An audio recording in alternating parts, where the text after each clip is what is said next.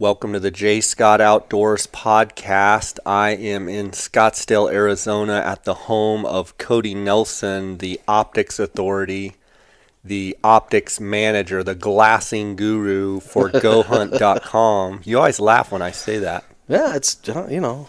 Like, It is what it is. I mean, it's fun to be called something like that once in a while. It's better than what I've been called before. Yeah, the glassing guru, Cody Nelson, my buddy of 20 plus years. We've had some great feedback on the podcast episodes that we've done. Amazing. And so we're going to do some more. We're going to do some question and answer stuff from listeners of the podcast and followers on Instagram. Cody, we've got Sheep Show this week. I know I'm going to be going Friday morning early. I'm going to be at the show all day on Friday.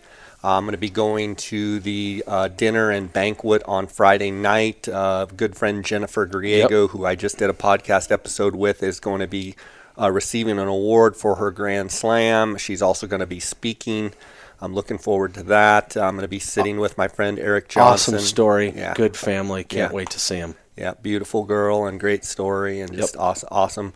Eric Johnson, my buddy out of Jackson Hole, Wyoming. I'm actually going to be sitting at his table. And then I will be at the Sheep Show all day on Saturday as well. So I want to put it out there to the listeners. If you're going to be at the Sheep Show, definitely look me up. Send me a message through my Instagram or an email or a text. Love to meet you. If you just see me out there, definitely stop and say hi. I'd love to talk to you. Love to chat. Cody, I know you're going to be at the Sheep Show as well. You are, leave tomorrow. Tomorrow morning, bright and early. And going to be at the show all week. GoHunt.com is going to have a booth. The gear shop, you guys are going to have a booth, as well as Brady Miller will be there with the GoHunt Insider. Have a booth at the Sheep Show, and I want to encourage the listeners to come by and meet Cody in person. Come shake his hand, come give him a hard time, and then also coming up the following week, Western Hunting Expo in Salt Lake City. I'm going to be also flying up there early Friday morning and going to walk around the show all day Friday and all day Saturday. So again, if you're at the Western Hunting Expo, love to shake your hand, love to meet you guys, as well as GoHunt.com also has a big booth at the SLC show, and you're going to be there as well. We'll be there Make as well. sure if you're at the SLC show, come by, see Cody, shake his hand, introduce yourself, and it's going to be great to see I love going to that show. Well, it's an opportunity for everybody, especially on the Go Hunt front, for everybody to meet the team. We pretty much have a whole new booth, kind of design this year. The guys have actually, Brando and Campos and Porter and the group, they've been working their tails off getting the booth all dialed in.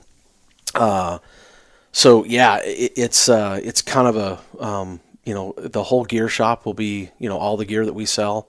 Most of it will be there and on hand and for people to look at and touch and feel and talk to the experts. And we have a whole new optics booth. That'll be fun.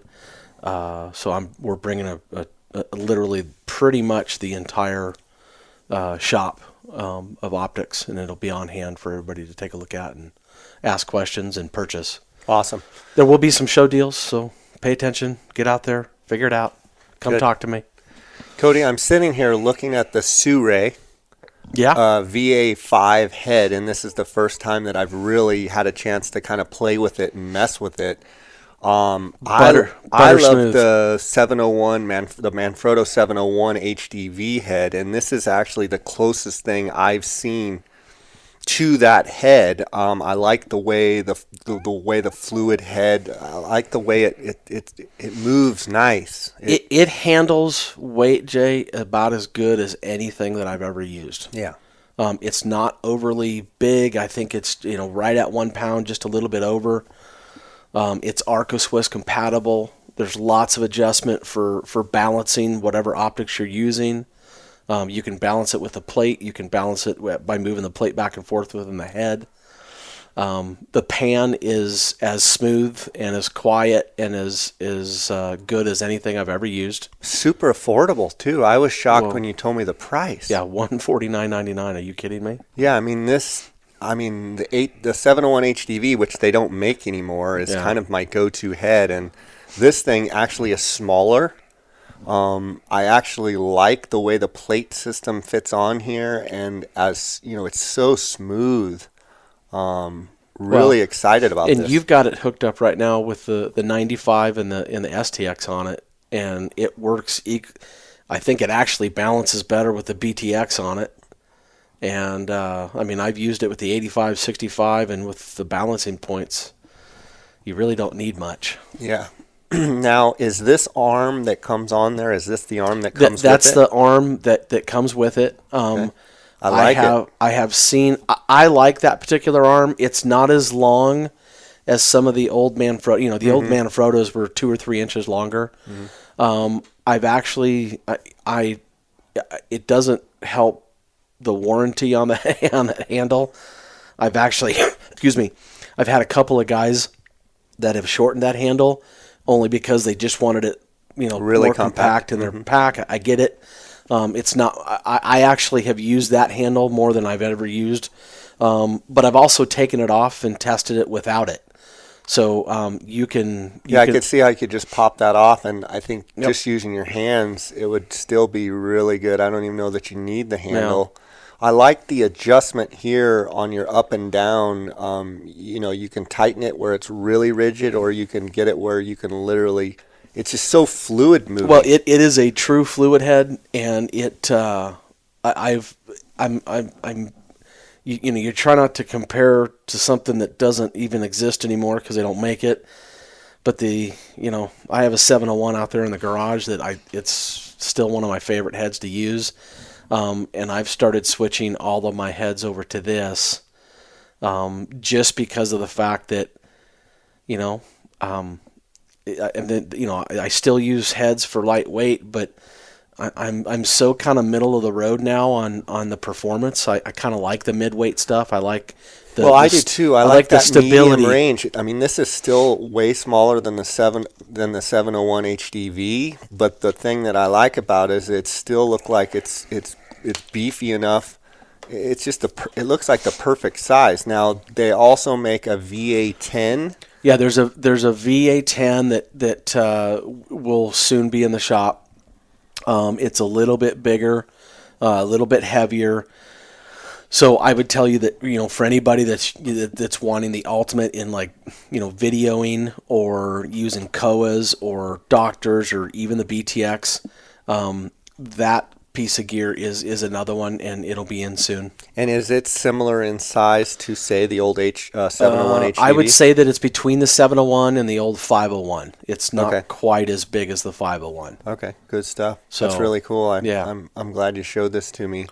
I've played with it before, but never really as much. I literally have it in my hand. I'm spinning it around right now. It's just a cool head. Well, but even the tripods, Jay, and I've showed you the one that we're bringing in some different stuff, and this one right here is awesome. This tripod that we're talking about, and I won't give anybody the names and the numbers right now because we're working on some stuff that is for Go Hunt. Super affordable, though. Super affordable, extremely well made. There's some package deals out there that I've been blown away by how. Because if I told you that tripod right there, was $150 tripod, you'd probably like, are you sure? I can buy 3 of these for the price of some of the others out on the market. Yep. And I would have taken this on my Dall sheep hunt in a heartbeat.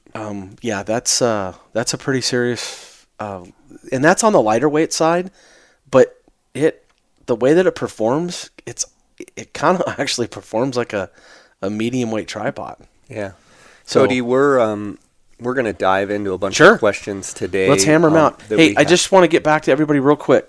Sheep Show dates, February 7th, 8th, and 9th. We're there all day. Come see us. I know Jay's going to be at the booth. I'll be at the booth. Brady will be there. And then the Western Hunter. And I know we'll go over this again at the end of the show, or podcast. Western Hunter is from the 14th to the 17th, so that goes Thursday to Sunday. So a lot of people don't realize that Sunday day is still open. Sure. Or, it's open for business. So Can't drink beer, but you can come. Isn't it a dry? Isn't it? Or maybe you can't sell it in Utah No, or you something? can drink beer.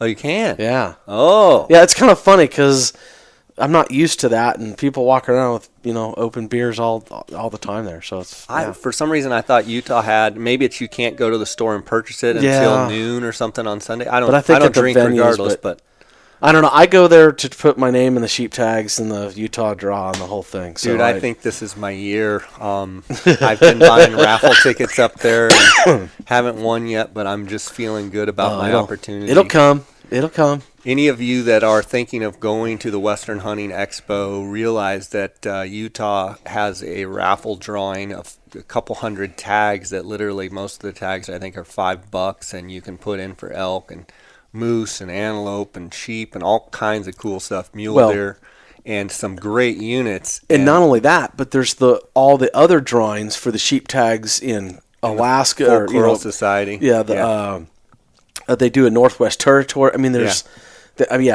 some awesome tags. And so I think my stone sheep. I think this is my year. I may draw a desert and a stone in the full curl raffle myself. No kidding. So nice. I like that. You guys probably don't even need to apply because I think I'm going to win. Let's get into these questions. Sure. I know that's where people get a ton of value. First question is, how are the Leica Duovids 10 to 15 by 50 for an option to only pack one set of binoculars? So variable. I haven't looked through these myself. Variable. 10 to 15 by 50. He's saying, how are these for only a one set to carry? Well, because I never try to hold anything back and pull any punches and tell somebody not. But let's talk about it. The Duovids are an awesome piece of glass. And I would tell you that as a standalone, I can understand why a guy wants to go do that. My only gripe with the Duovids, the only thing I look at I just wish they were a little better, is that as a 10 by 50, whereas your normal field of view is about 330 feet or 350 feet field of view, it really dips below that, well below that. So you have a 10 power, but you don't get near the field of view that you would expect out of a 10 power. Conversely, when you go to the 15 power, whereas your normal 15 power is, because it ends up being a 15 by 50, your normal 15 by 56s are about 200 and, I don't know, depending on which one it is, 230 feet to about 236 feet. And the 1550s are well below that. So while on power, it functions and does good, for a 10 power and a 15 power. So you lose a little field of view. You lose a little field of view, and that's that's my only thing about them that bugs me. I'm gonna be honest. If I had to choose between the two different Duovids, because they also make an 8 by 42 that goes up to a 12 by 42. I'm just being honest. If I had to pick one, I'd choose the 8 to 12 by 42 than I would the 10 to 15. I know people are probably thinking I'm crazy, but I've looked through them. That's just the one I would choose. Fair enough. Question here from Chad.Forrest. He says, I'm putting together a beat-around rifle ATV to use in the ATV pickup, etc. What scopes can handle the abuse the best? So I assume he's talking rifle scopes. What's your opinion on durability of rifle scopes? I think the first thing that needs to be addressed is that I would address them. I would use bulletproof mounts. I would use like a rail with some kind of tactical mount, or like one of my favorites is like a Tally rail, either a regular rail or 20 MOA rail from Tally, and then coupled those with I've been really liking the PRW rings from Leupold, fantastic set of rings. So I it's not just the scope that has to handle it, but the actual mounting has to be super solid, super strong. God, in today's teenage, I'm not sure if he's wanting to do long range and have big tactical turrets and all that. I would try to maybe stick with some of the scopes that are like Leupold. I love the fact like their VX5 and VX6 series. They have shorter turrets, so they're not sticking up so heavy. In and out of scabbard. In and out of scabbards, and they're not big giant tactical scopes. There's a lot of scopes out there I think that'll handle it, but there's some parameters that he's not letting us in on. But I would look real strongly at VX5s and VX6s. I think that's a good place to go. Certainly some of the Vortex, like the HSs and PSTs and like 4 to 16 44s, their turrets aren't overly big. I think they would handle it too, as well as a lot of other brands. But I just kind of like to pick his brain more and ask him what he wants out of that scope. Good stuff, Chad. Call Cody. What is the best lightweight tripod and head for 95 STX? That comes from Map 6386, and right here sitting next to me is this Sure VA5, and I'm liking what I see. I haven't had it out in the field yet, but man, this seems like a real sweet little setup. It's my go-to for any of the optics I'm using, especially the BTX in the 95. Look, the lighter weight you go, you're just going to start having to have your hands more involved. Vibration. You're going to get a little bit more vibration. There's just certain things that happen with the lighter weight, and then when you start talking about the way that things mount up. This is Arca Swiss compatible. It's got a wide base plate. Everything mounts up real solid on it. I'd have to just say right now the VA5 head is my go-to head and what I would suggest for exactly what that is. I'm going to second that. Here's a Tanner_yellow hair. He says, I heard you say that Swaros are better than any other optic. What makes them the best? I assume he's talking about, I heard you talking about Jay, me, saying that Swaros are better than any other optic. For me personally, I go back with Swarovski 25, maybe even for longer, 20, 25 years ago of originally when they had their warranty. It was a no questions asked warranty. I remember Dar and I were so pumped to get our first pair of 10x42 SLCs. Within a year, he dumped his off the canyon of the Black River all the way down to the bottom and literally broke every single piece of glass in the binocular. And at the time, sent them back, and literally it was a laundry list of things that they had fixed, and it was no charge. I've heard that they have kind of modified somewhat, people sending the whole binocular back with every single piece of glass broke, and they're starting to, maybe charge a little bit for that. But originally what drew me to Swarovski was an unbelievable warranty. That's number one. Number two was I still have yet to look through a set of binoculars where you have that just unbelievable bright wow factor. Right. And I think that the two that come closest are Zeiss and Leica to that. But for me, I've been sold on Swarovski for a long time, and so I've been pretty loyal to the brand. I have, I've basically had every set of optics that they've made, from, the old CT spotting scopes to the STS to the STX. I've graduated along with their modular system. I've had everything from 10 SLCs to 1050s to 12s to 10 ELs to 10 EL range. And, I've been back to the factory in Swarovski. I've been to Austria. I've met a lot of the people. Really great family. And for me, I'm just a Swarovski guy. Not saying I won't. I will use something else if it's better. Right. For years, I had the Koas when I felt like the Koas were the best long-range glass. Now I'm using the twin Swarovski spotters. I'm not tied to Swarovski in the fact that, I'm only going to use Swarovski. I'll use whatever I think's best, period. Well, and I think at the time, I think Swarovski's I think you saying top that, in class. I think that's what people miss the most. Look, no one's arguing that Swarovski's a great piece of glass. There are other great pieces of glass that are arguably you're truthfully at a certain point you're starting to split hairs. Correct. And this is why I preach it on the phone. I tell everybody as often as I can. If you want my opinion, I'll tell you my opinion. I'll tell you what's in my trunk out there ready to go right now. And I'm not always the fair guy to ask because I'm always testing and using and I have to do that. Right. Because people are going to ask me. Right. But I think what people need to do for themselves is they honestly need to put themselves behind the glass. Right. Beg, borrow, don't steal, but just beg, borrow, steal, look at, talk to, get in front of anybody that will allow you to look through their glass, especially if it's something you've never looked through, and especially if you get to compare it to something else. Right.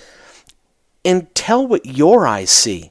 Because I'm not going to sit here and tell a guy that's looking through a pair of Zeiss HT 1042s and another guy that's looking through the EL 1042s and tell one of them that they're both crazy because that's not the best piece of glass. No, I mean, it's just like shoes. I mean, everybody's feet fit different. I mean, everybody's eyes are different. Everybody has a different like. And the biggest thing like that I think that people miss, all these optics operate.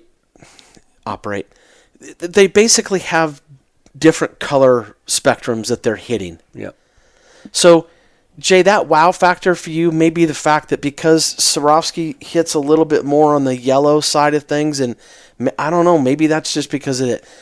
I can tell you that Leica and Zeiss kind of hit more in the blue. Mm-hmm. And I mean, like, that. Mm-hmm. And for some people, if you told them, I love the comparison between the 12 HDs pluses from Leica and the 1250s from Swarovski. You literally, and when you're talking about image of looking at the same game, on the same hillside from the same distance, and one guy's telling me that one is just way better than the other. No, it's personal preference. It's personal preference. Right, and if you were able to cover up the rubber, and where people couldn't tell and where they're just literally looking through glass, I'm betting a lot of people, including me, might even say, these are Swarovskis, and you take them off and you're like, those are Zeiss. Like, other than maybe a little bit of the color tint, correct. Like the clarity, the great news is we live in a day and age where there's a lot of companies that are doing amazing work, and the competition between these companies is fierce, but it's creating a better product for us. Exactly. And it's also, the best part of this is, and I don't want to leave out, I call it sometimes second-tier glass or mid-level or mid-price or however you want to say it, because I don't want to offend anybody, but the tier 2 glass, they're getting good. It's getting good. It's getting better all the time. It's so good. Yeah. And they're doing it for prices we've not heard of. Right. So, I think, some guys get all offended or like, it's Ford Chevy. It is Ford Chevy. And, like you've told some guy, and don't leave out the Dodge guys for crying out loud. But, the point is, you get guys that it's not an ego thing. And it's why, Jay, I always go back to the same premise that I've been selling on for as long as I've been doing this. Buy the best glass you can afford. Make sure that your eyes see through them well. You just got to do what's good for you. Yeah. And put it on a tripod and go glass. I guarantee you see more game that way. Okay, the next question, Cody, kind of talks about this. It's from DROZA_07. He says, I can't afford Swaros, yet what does Cody recommend in the Vortex or Leupold line up to 400 or 500 yards? So it sounds like he's wanting fairly close range glassing. I do know that Leupold and Vortex, like you said, they're closing that gap quickly. They are. I get this a lot. People wanting to know in kind of the mid-tier price range, what optics would you recommend from each manufacturer 2 or 3 that they might consider from each of these manufacturers that you handle? Well, he's asking about Vortex and Leupold, so let's talk about them. Leupold's got a brand new binocular that was just released at SHOT Show. I've had it in my hands, and it's going to make people think about quote-unquote lower-end optics. In what I would call, I don't even like to use the word lower end, because you're talking about price range. Yeah, the price range, the look and the feel. Affordable. Yeah, affordable. The look and the feel. Maybe we should call them beginner. Maybe I don't know. I don't want to offend anybody, but it just is what it is.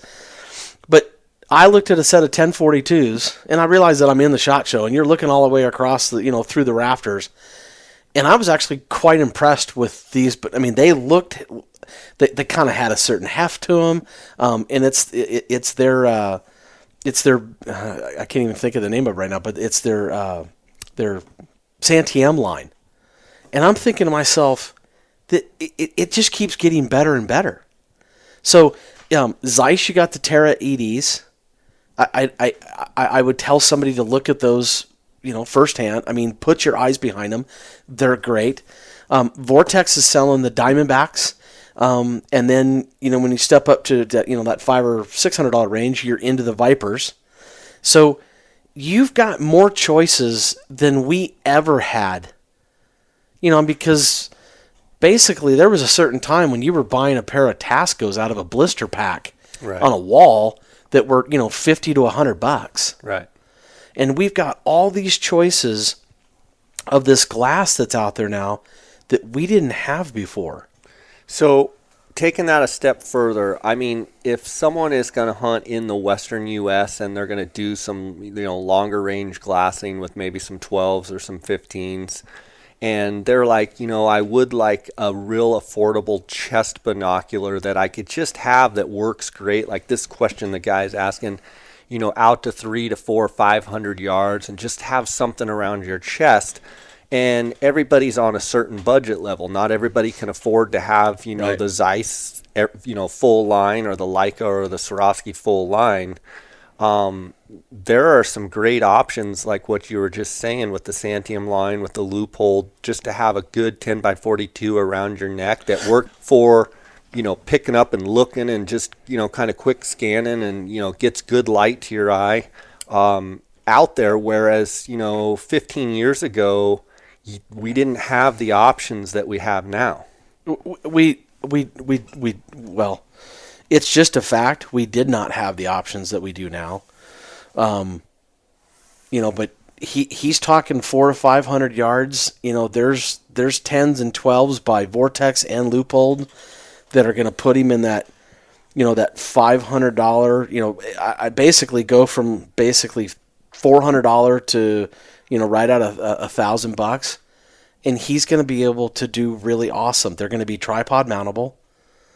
So, and I think a lot of people get caught up that they have to have 15s or 12s. And if he wants to go that route, that's fine. But if you take a 10 and put it on a tripod at 400 or 500 yards, most people have no idea how valuable and how truly good that can be on a tripod. Absolutely. So if he wants to call and talk to me about different options at beginning to mid-range binoculars, I'd be more than happy to go through every one of them with him. Okay, we've got a question here from CODAK Outdoors. It says 15x56 versus spotting scope, and we get this question a lot. For Western hunting, pros and cons. So the way I understand this question is he's trying to say like 15x56 only or spotting scope only. Right. And so I assume with this spotting scope only, I assume he's talking maybe he has a set of 8s or 10s or something around his neck, and then he glasses something up, and then he uses his spotting scope.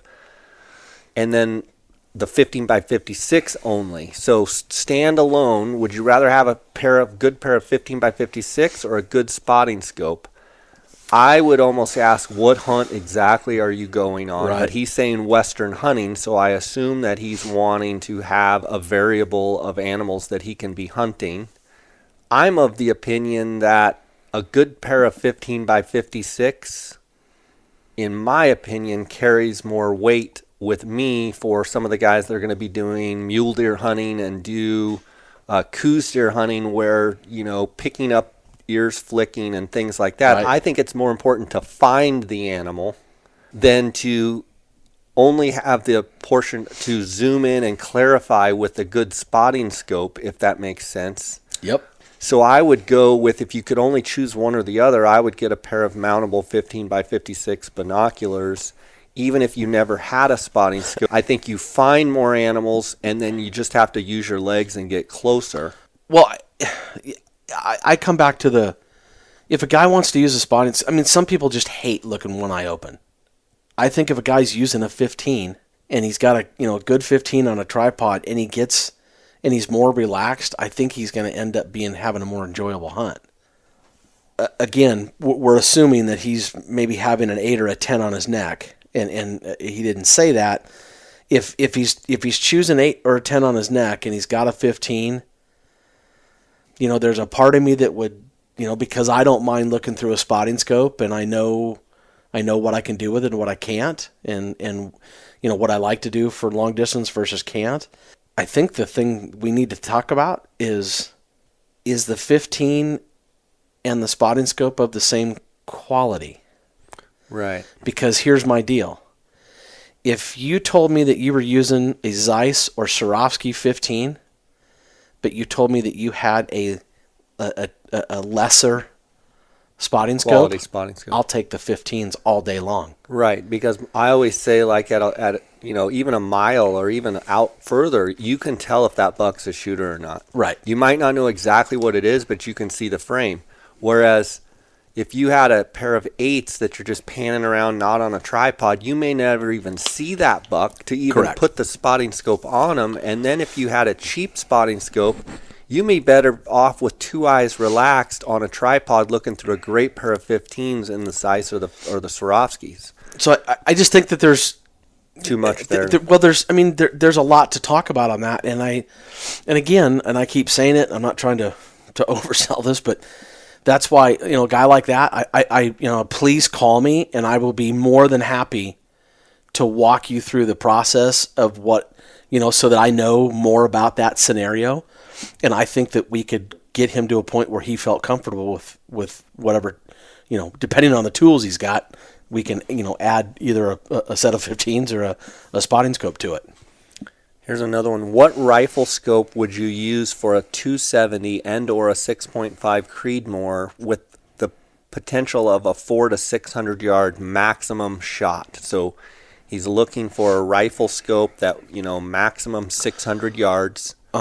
So which way you again? lean? There's lots to choose from. I think the Vortex scopes. There are some Diamondback, some Viper scopes that will be in that 4 to 16 range. That will make that 400 to 600 yard shot look really, really good. There are options for custom turrets and or if you're going to use the dials, it just depends on what you're going to do with that. That's from Vortex. The Zeiss V4, I think you can't leave that scope out. That scope has been gaining steam all along. Again, I've mentioned the VX5 3 to 15. With the custom dial system, I think you can't leave that one out. And then kind of an old standby for me.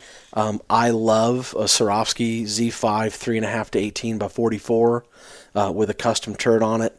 That scope, it would fit the bill for that too.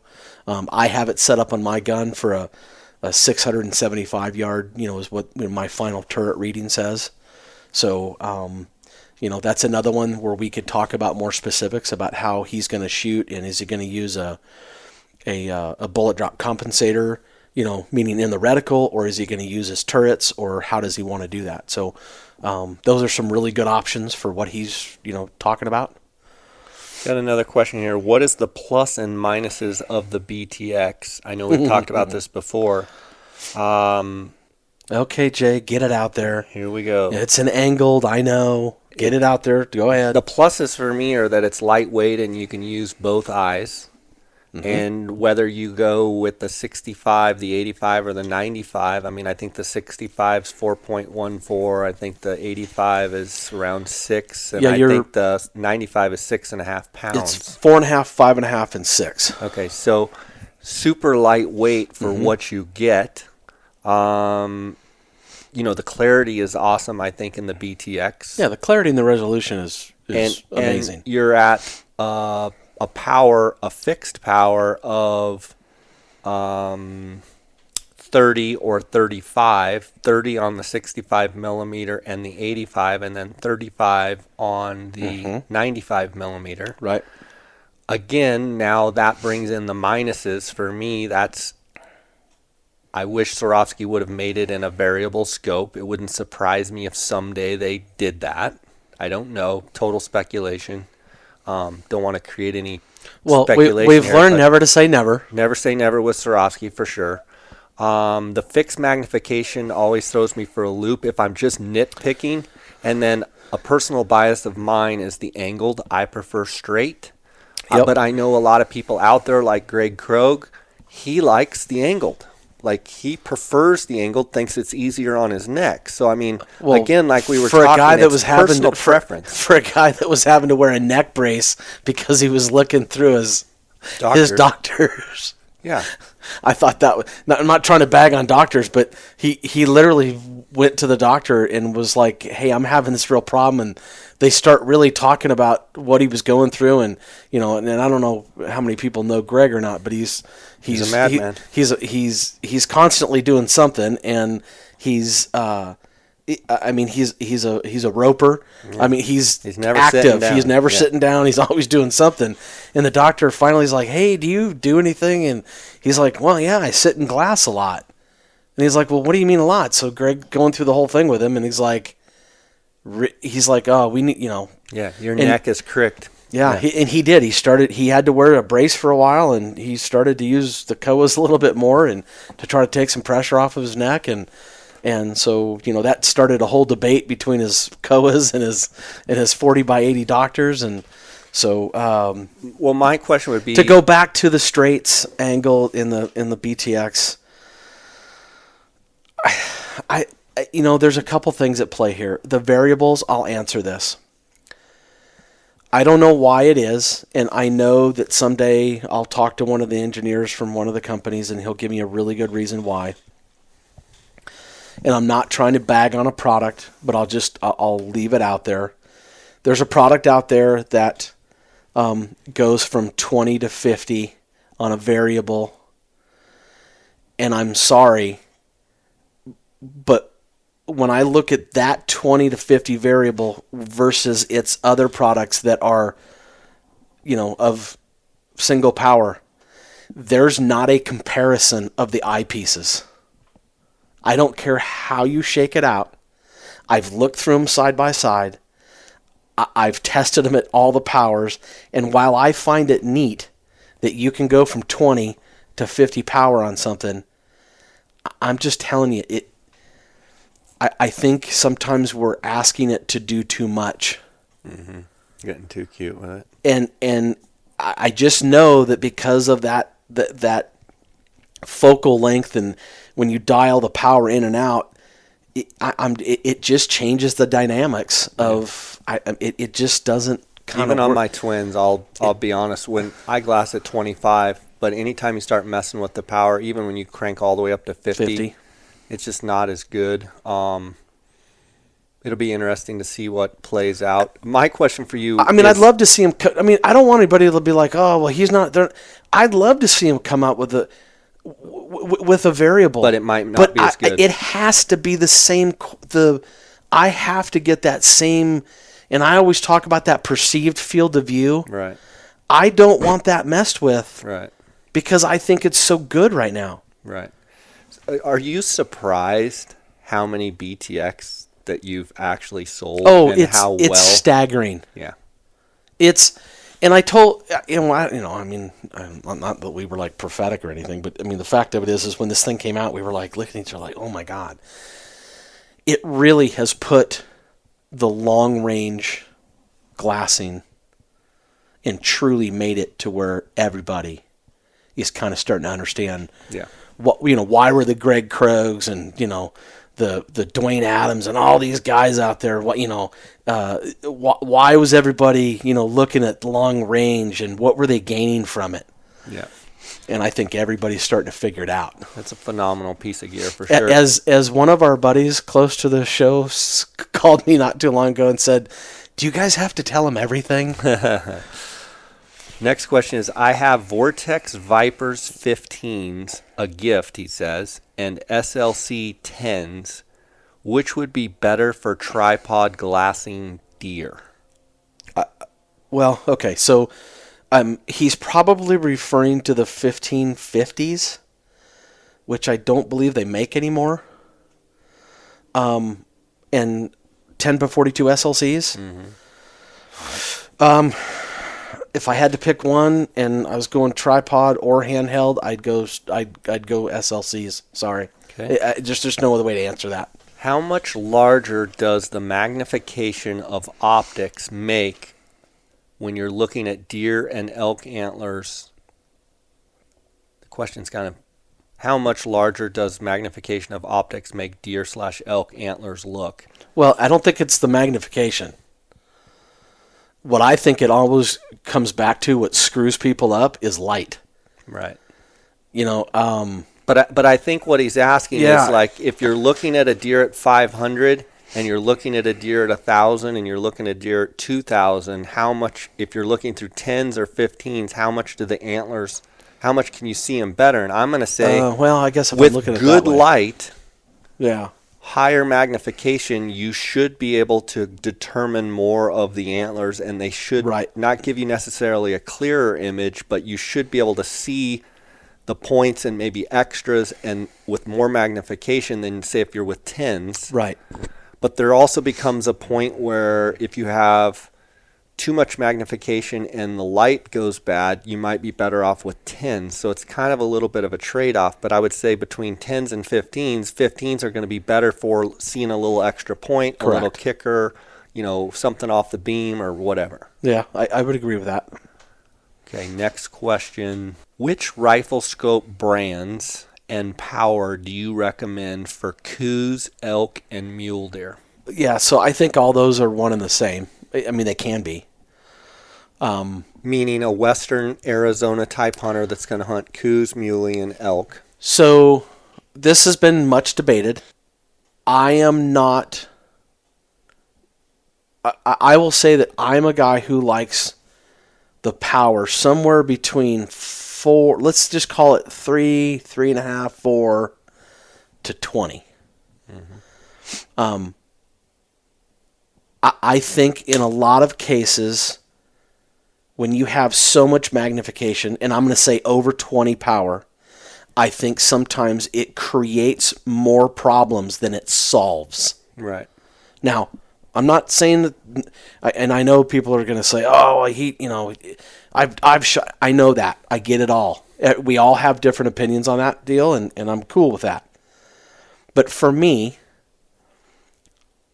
I typically will, when I've put the crosshairs on them and I start to dot, sometimes I don't even know what power I wind up on. Mm-hmm. I just go until it feels and looks good and the crosshairs settle. Mm-hmm. Well, talk about that for a second.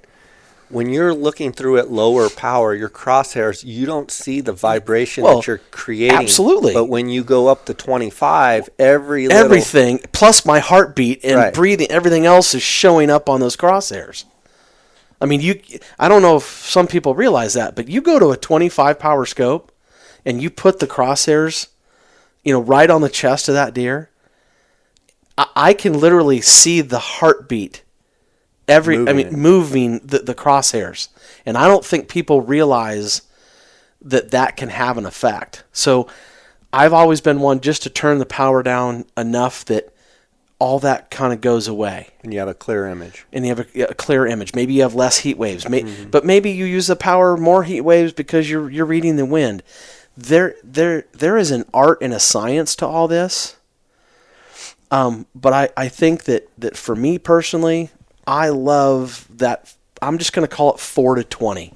Mm-hmm. And if it ends up being 3 to 18 or You know, I know that somewhere around that 15 yeah, 15 power, 18 power is pretty sweet. I like that power. Yeah. I mean, I granted, and I wish Dar were here because I know that you know, he cranks them up, and I don't have a problem with that. I would just like for somebody else's perspective, right. You know, and some guys use heavier guns. Some guys, you know, I think that depends on if you have a 10-pound rifle like some of these guns are getting these days. Maybe that 25 power, you know, if you literally look at some of the guns that these guys are hauling out into the woods, just cannons. I mean they're big and they're heavy and hey, if that's what you're into, I'm cool with that. Yeah. Next question, are shooting sticks recommended? If so, brand and length, please. Thanks again. So my answer is bipod's best. I'm not a huge fan of shooting sticks. I know at the ranch there at the Odd Six, the owners, they really like bog pod, and they've had some good success with that on some of their hunts and what have you. And we've used them a little bit, and I know there's other shooting sticks out there. I would always say lay down, get on a backpack, get as low as you can. If I can get prone and on a bipod first, that would be my first go-to. That's what I want. Right. You know, I've seen, you know, and also as of late, I'm really into the triclops and being able to put your gun into a saddle and lock it down. I've been really happy with the results of that in my kids. Especially with kids. With the kids, and, you know, look, I'm not trying to do anything crazy. I'm not trying to shoot 1,000. I know guys do. But with the kids, it really makes the 200, 300, 400, 500 yard shots.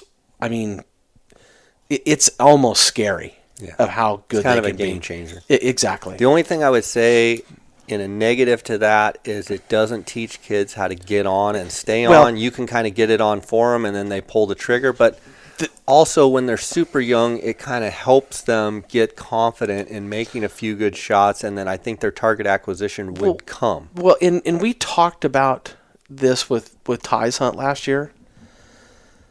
Man, that kid, you know, he's 15 years old, and he just, for 3 hours, we're on a buck just couldn't get him in the right spot.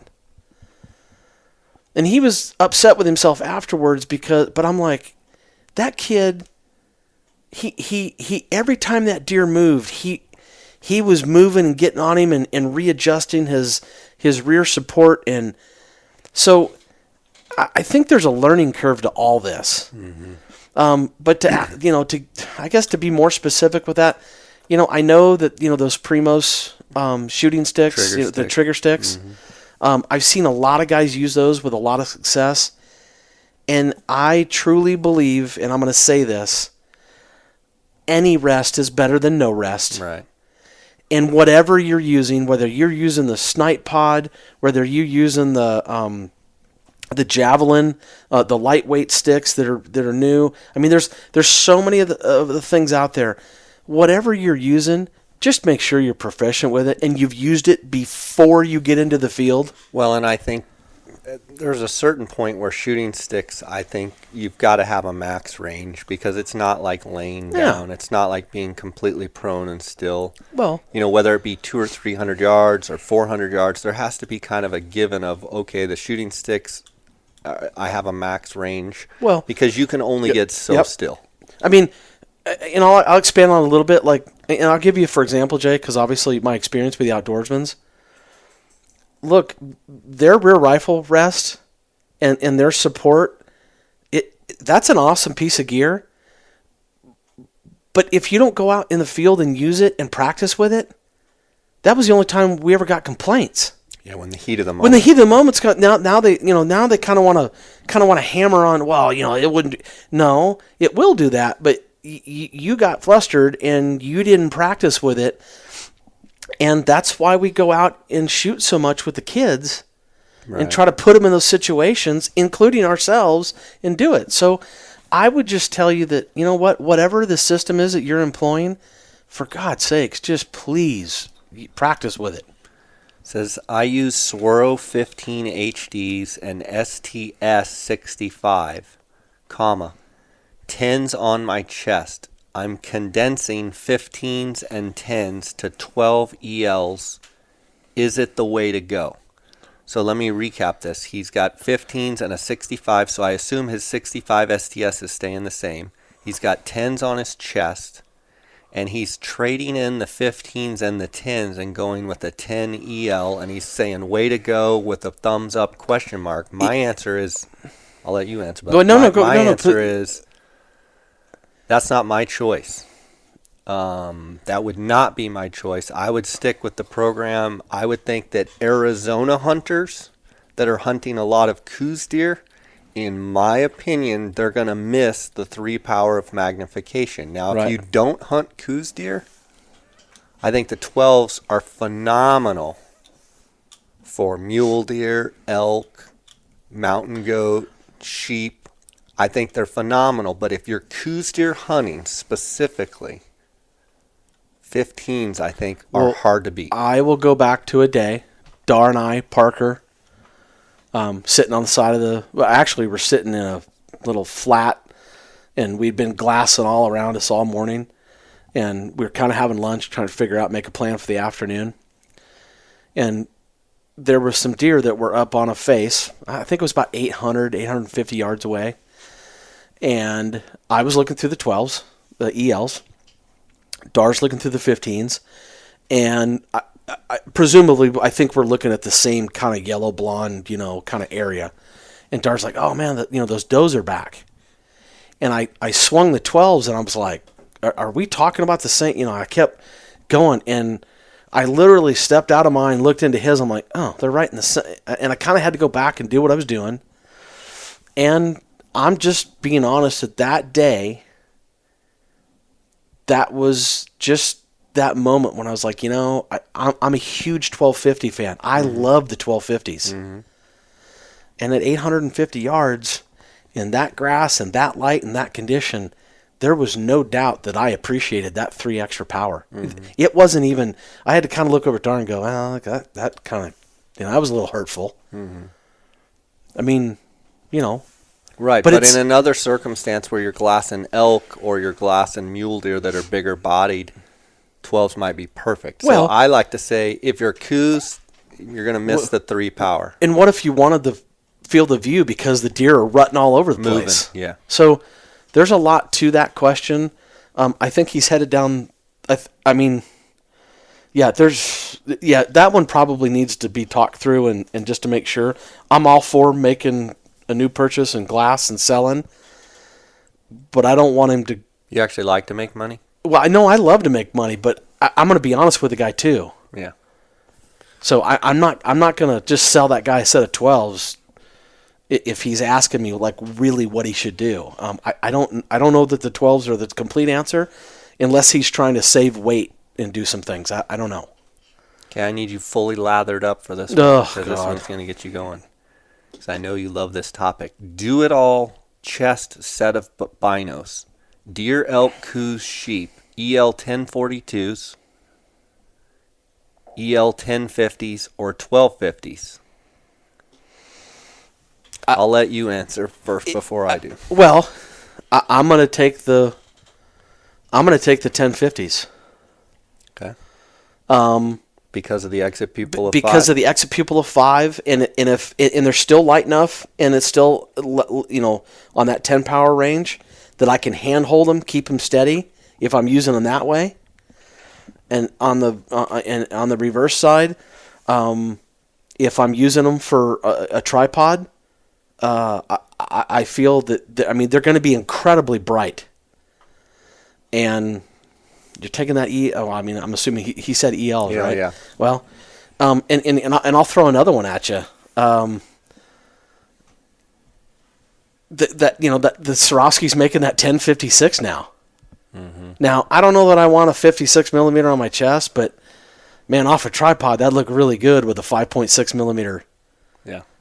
Exit pupil, and so I'm just telling them those 3 choices. I'm taking the 1050s. Okay. This guy says, I've only got $500 to spend. I hunt all big game. I'm hunting New Mexico OTC Aoudad. What binos? $500. Give him 2 or 3 choices. Or give him one. But no, I mean he's got to look at the. I mean, if he's at $500, no more. I mean, I'd really like to see him in a set of Vortex Vipers. Yep. I mean, really. Yeah. And if he can't go over the 500 a little bit, then I'd really like to see him in a set of 1042 Terra EDs. Okay. Sticking on the chest bino topic, 8x42s as a chest bino question mark.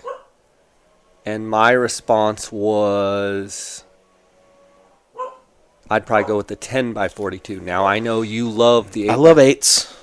The only reason I love 8s is because I love hunting elk in different. I mean, 1 8's minute field of view is a lot better, especially if they're rutting and moving around. Yeah, I mean that's. I'd say if you're a deer hunter, go with 10s. If you're an elk hunter, go with 8s. I would agree with that. Okay. It sounds like we've got.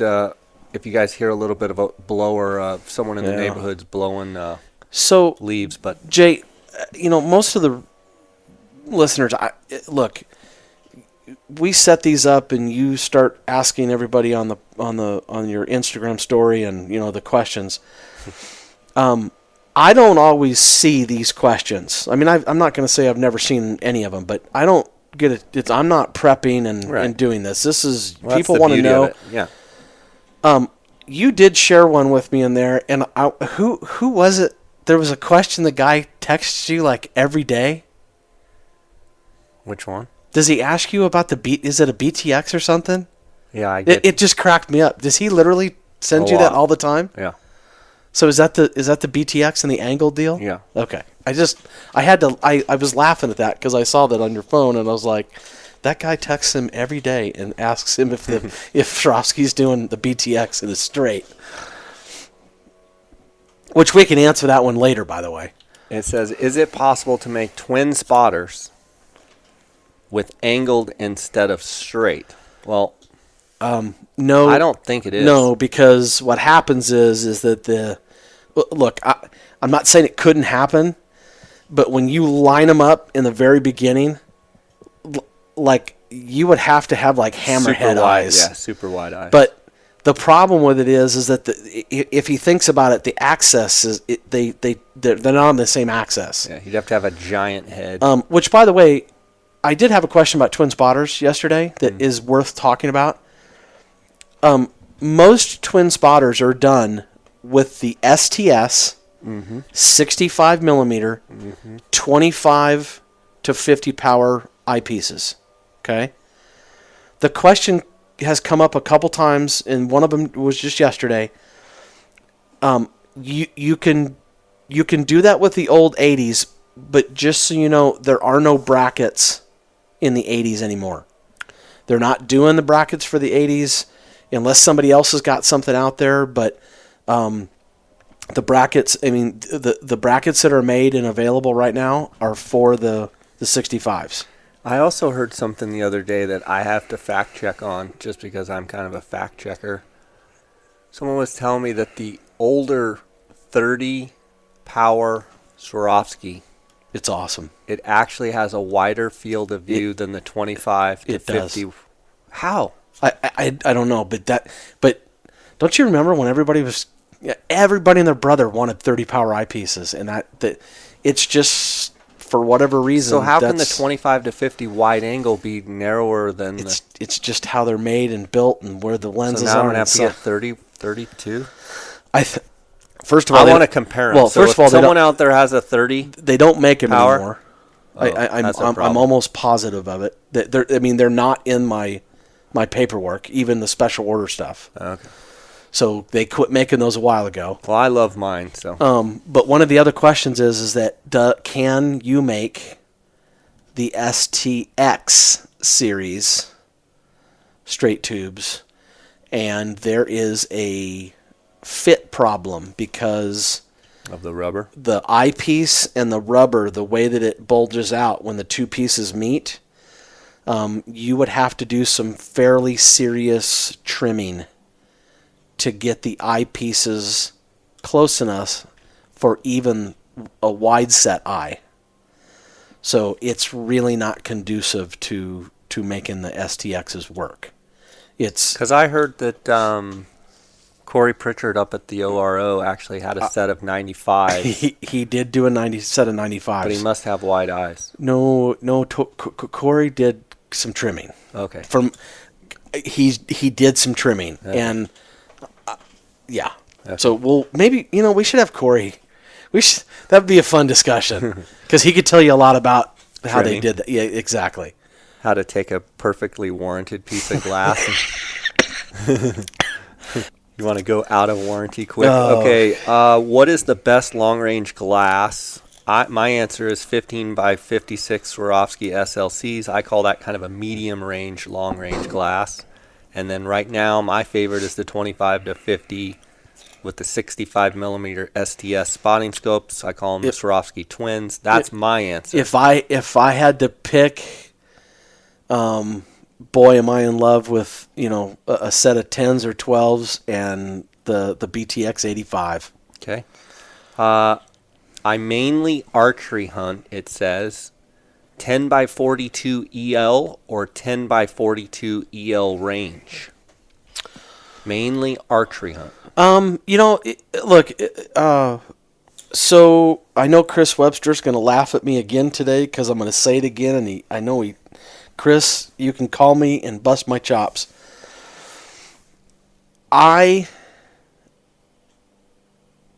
Because of the way my bow is set up, I can use, and I know that my group sizing at 20 and 30 yards, there's really only about 1.5 inches difference between the point of impact. Maybe it's not more than 2 inches. I've done it over and over again, and I don't know. Maybe I'll have to stand outside and prove it one day. But so the EO ranges don't range below the 30-yard mark. So a lot of people don't like to use them for archery because they don't range at 10 yards or 20 yards or 25 or even 30 yards. So and let's be honest, for archery, I've always kind of been partial So handheld rangefinder. for a compact rangefinder. Mm-hmm. Just my opinion. It's I use the 842s EL ranges for all my rifle stuff. That's what I use right now. So to answer the guy's question, I think I would probably go 1042 ELs and then pick a really good compact CRF from Leica, or there's the loopholes are phenomenal. The 1300 1800 Ranger from Vortex. The Victory RFs from Zeiss now, button either side, you can go down to 10 yards. So I think there's a lot more options today than there were. And that's why this whole rangefinder market, and with all the different patents and stuff coming down the line, I think I truly believe that we are nowhere close to us getting to where we have kind of all the options at our fingertips with glass and rangefinders, and I think we're still growing and getting better with that. Simple, quick answer. Oh boy. Last question. He says, EL 12s or SLC 15s, if you could only have one pair, which do you take? Well, but he's not answering. He's asking you. He's not asking. If I could just have one pair in what I do, I'm taking the 15s. I am too, because I'm a Coos deer hunter. Yeah, it's for what I do, I'm taking 15s. Okay. What's the best range or sweet spot for 10 by 42s and 15 by 56?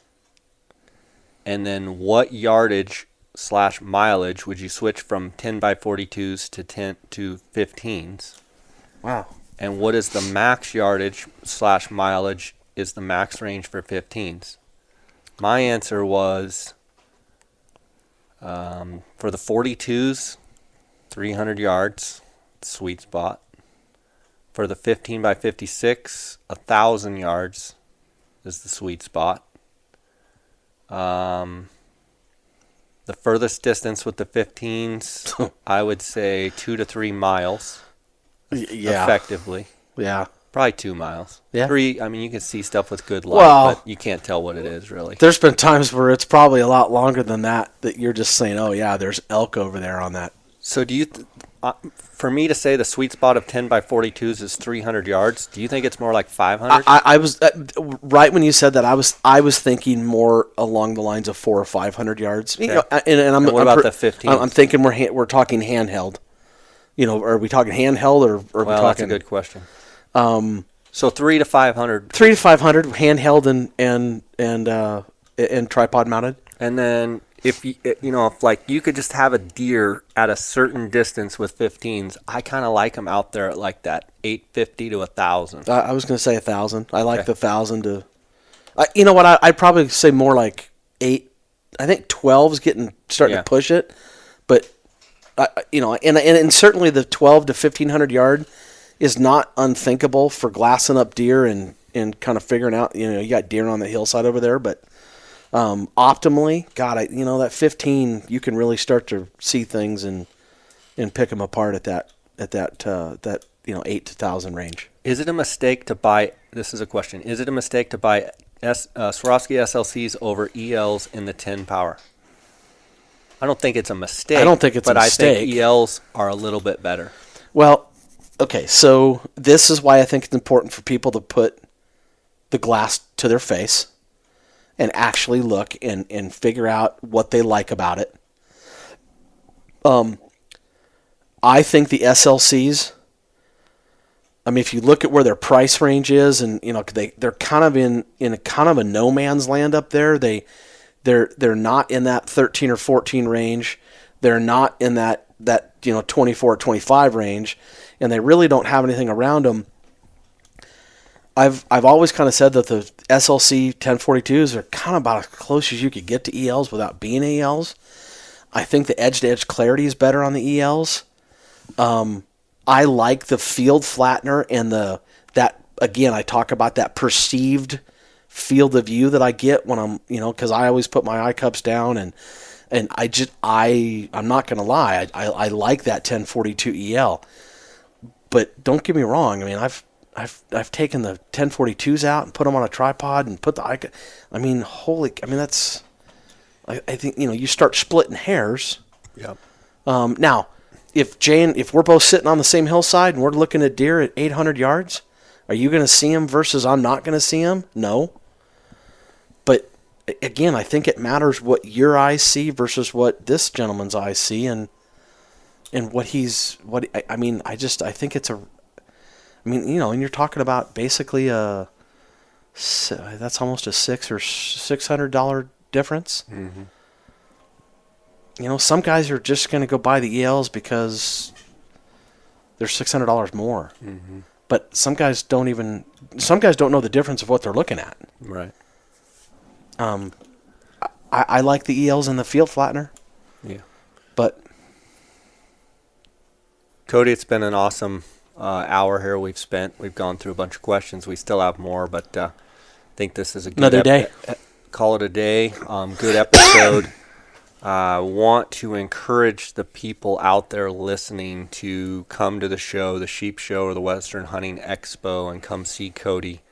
I also want to make sure that they know how to get a hold of you. Reach out at 702-847-8747. That's extension 2. That gets Cody directly. You can also send him an email at optics@gohunt.com. He answers those directly. Come see us. Come look us both up at the shows. We'd love to talk with you. We love the support that you guys give this podcast. I want to thank GoHunt.com for their sponsorship of this podcast. I want to thank the Gear Shop. I want to thank specifically my friend sitting across from me, Cody Nelson here. If you've got any binocular, optics, glassing technique, anything you want to talk to, give them a ring. I also want to remind you guys that the Go Hunt Insider is the best Western hunting resource tool out there. If you go to gohunt.com/JScott, you're going to get automatically a $50 Go Hunt Gear Shop gift card. So, Cody, they can start spending money with you right now. Absolutely. Or they can get, mugs. They can start spending money right away. Yeah. I want to thank them for their sponsorship. Also, Kuiu Ultralight Hunting. Go to Kuiu, that's KUIU.com. That's the clothing and gear backpacks that I wear on an everyday basis on my hunts. CanyonCoolers.com, based right here out of Flagstaff, Arizona. Use the JScott19 promo code. You're going to get a 10% discount. Phonescope.com, the digiscoping device that I use with my iPhone X. All of the videos and photos on my Instagram account come off that phone scope. Use the JScott19 promo code. You're going to get a 10% discount. And then also onxmaps.com. Use them every day out in the field. If you use the JScott19 promo code, you're going to get a 20% discount. If you haven't checked out OnX Maps, go check them out. Cody, it's going to be fun to see you at the show here in a few days. I look forward to also reuniting with you up there in Salt Lake City. It's always great having you on the podcast. I get lots of feedback from listeners of when they call you on the phone and they're trying to make a decision, how much time you spend with them and how genuine and personable you are, and try and walk them through all of the important things that you see in their purchase. So I want to commend you on the way that you approach handling customers. Thank you. A lot of them say that they end up feeling like their family, and I think that's what you always strive for, but that's kind of goes to the person that you are. So thanks. Very much appreciated. Thank you for letting us do it. I know there's a professional relationship, but it's like anything else, what you were just saying. I think all this lends itself and, goes into personal relationships and trust, and people. I think people respond to that, and we, it's not me, but we try to give them the best answers that we can, and real answers. Not just about making a sale. It's not always about that. So I just appreciate the opportunity. All right, I can't buddy. wait to see everybody at the shows. Come see us. Good show deals. Yep. Check us out. Call us. Awesome. We'll Thanks, help you buddy. out. We'll Thank see you soon. Appreciate it, sir. All right.